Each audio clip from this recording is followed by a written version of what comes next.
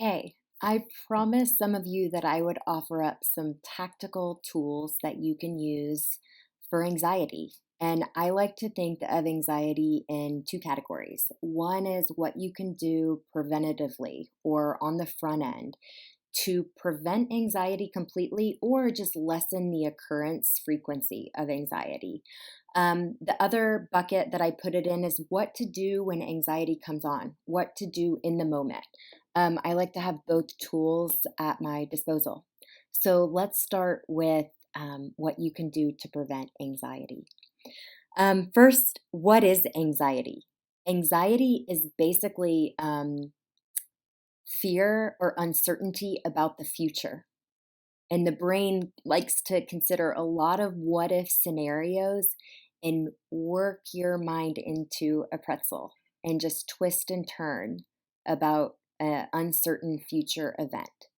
So, to combat that uncertainty, I want you to go to a place of certainty, right? That is the best antidote to anxiety, which is uncertainty, is to come to certainty. So, what is certainty? Well, certainty is habits and routines and plans. Okay, so let's start with these. Again, these are preventative tools for anxiety. Anxiety starts up here with thoughts that start to spiral. And what happens is, as they spiral down to your body and you feel it in your shoulders. Your heart can start to beat fast, right? And so, our work is to slow that down. It's to relax, it's to drop the shoulders. In fact, let's just try that right now.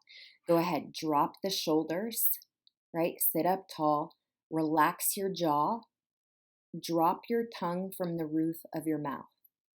Okay, all of those right there are relaxing your body.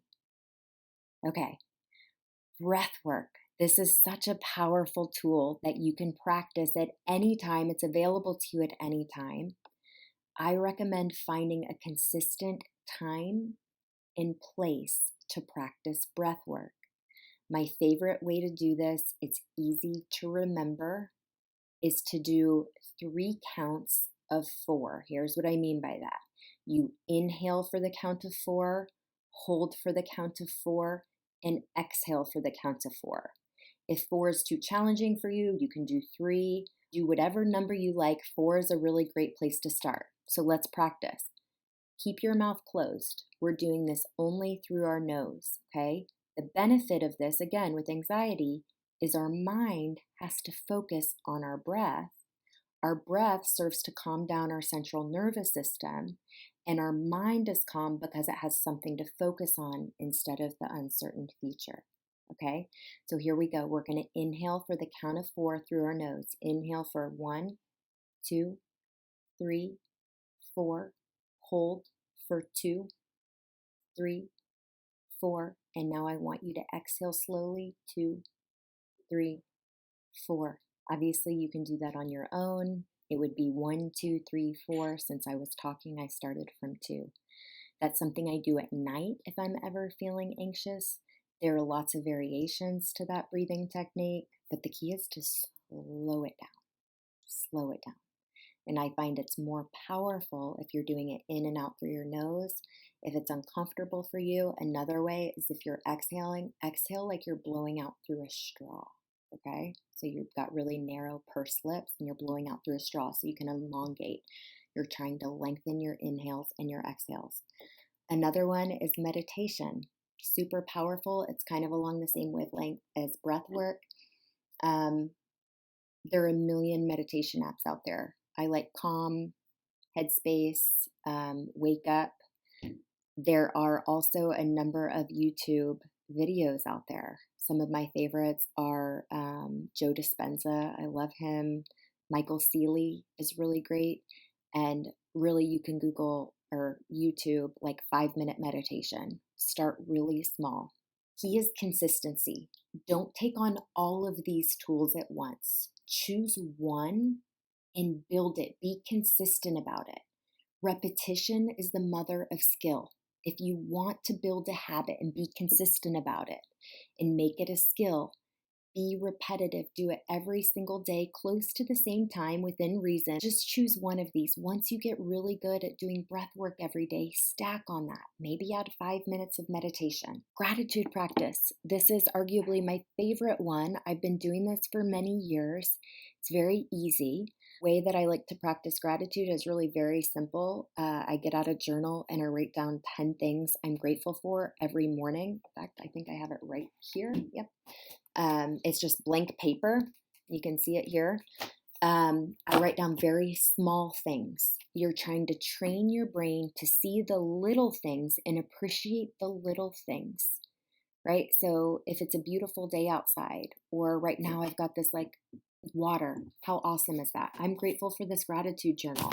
These blue light glasses, which protect my eyes. I was sharing about this weird contraption at group today, but this serves to relax your shoulders and neck. You lay on this and it's really amazing. So if I was sitting here writing my gratitudes out right now, I would be looking around at my desk and I would just be writing as quickly as I can the things that I see that come to me. And so I write down 10 things every day, make them little things. Gratitude. Movement. Movement is a way to combat anxiety. Movement gives you certainty. You know without a doubt how you will feel if you engage in some sort of movement. Now, if you're battling anorexia, please do whatever your doctor recommends. For me, my preferred movement, I love swimming, I love yoga. Those for me, if I do them with some regularity, I know that I'm going to be delaying or warding off anxiety because those things serve to give me strong mental health. EFT, emotional freedom technique, you can Google this. This is a really amazing tool to use for preventative reasons for anxiety. There are a number of others. Any habit or routine you want to introduce that gives you certainty. A lot I talk about in this coaching program are state shifters. All state shifters provide certainty. If you do a state shifter every day, that's giving you certainty. That's going to be an amazing habit that is going to serve to reduce anxiety. Okay, let's flip to the other side now and move into, okay, Lindsay, I'm actually anxious in this very moment. What can I do in this moment to lessen the anxiety so I can breathe again? The anxiety is borderline panic attack, or if it's just at an all-time high, you've probably heard of this. It's called 5, 4, 3, 2, 1. What this is in the moment, and it helps to have somebody guide you through it. 5 things that are green. Go ahead. Find 5 things that are green. Say them aloud. Okay. Find 4 things you can touch. 4 things you can touch that have a different texture. Go ahead. Touch 4 different things. Good. Okay. 3 things you can hear. 3 different sounds. Close your eyes if you need to. 3 different sounds. 2 things you can smell. Helps to close your eyes and your ears on this one. 2 things you can smell. All right, and finally, the last one is 1 thing you can taste. 1 thing you can taste. This is engaging all of our senses. Again, it's giving the brain order and it's engaging our senses. So this is a really powerful one. A lot of therapists use this for in the moment anxiety. All right, let's move into another one. Weighted blankets are really great. One that I love is laying face down on your belly. This forces you to take deep belly breaths, which calms down our nervous system. Additionally, our mind really has to focus on breathing as we're laying face down. So if you're feeling really heated, really anxious, lay down on your belly. Take some breaths. Do it for 5 minutes. Similarly, child's pose. Gosh, it's a wonder what just laying in child's pose will do. It helps to have a list for yourself. You can put it to your computer or wherever you know that you might feel most anxious. So if you tend to be in your living room, your kitchen, your car, whatever times you experience anxiety, put some Post-it notes around with little reminders. Child's pose, lay face down, 5, 4, 3, 2, 1. Whatever things you know you want to try, put a list for yourself. Writing out a dialogue between you and the anxiety. You've probably done this with the eating disorder voice. The way that I like to do this is I like to start with the anxiety voice. So you'd write anxiety. And whatever the anxiety is saying, which is like, I can't sit here anymore, or this is awful. And then you reply. So you'd write me and you'd put a colon and you'd say something like, yeah, this is really uncomfortable, but I know it's temporary. And anxiety replies again, no, it feels too big, can't be temporary. And then you reply again, I've gotten through this before and here's what helped. And so it's simply a dialogue that you're writing out in the moment. All right, another one is making lists. These are not to-do lists. To-do list can actually provoke anxiety, so do not make a grocery list during this time. But I often ask clients to make any list that makes sense. Let me give you an example of a client who's into yoga. I'll say, write out all the yoga poses you can think of. Or if somebody's reading a book, Where the Crawdads Sing, that happens to be a book I'm reading, I'd write down all the characters I can think of in the book. If you have a favorite TV show, write down all the characters. If you like butterflies, write down all the different types of butterflies or breeds of dog or different swim strokes. It doesn't matter what the widget is or what you're writing. The brain likes organization. And so again, what you're doing with the brain, you're kind of tricking it. So instead of the brain focusing on all the unorganized and uncertainty and what ifs of the future, you're bringing it into the present moment and giving it some organization, saying, hey, brain, we're writing down all the colors, or we're writing down all 50 states, or we're writing down all the places we've traveled, or something like that. Sometimes cold works. So getting some ice water, just sticking your hand in the ice water, right? What we're trying to do is like the anxiety is always future focused.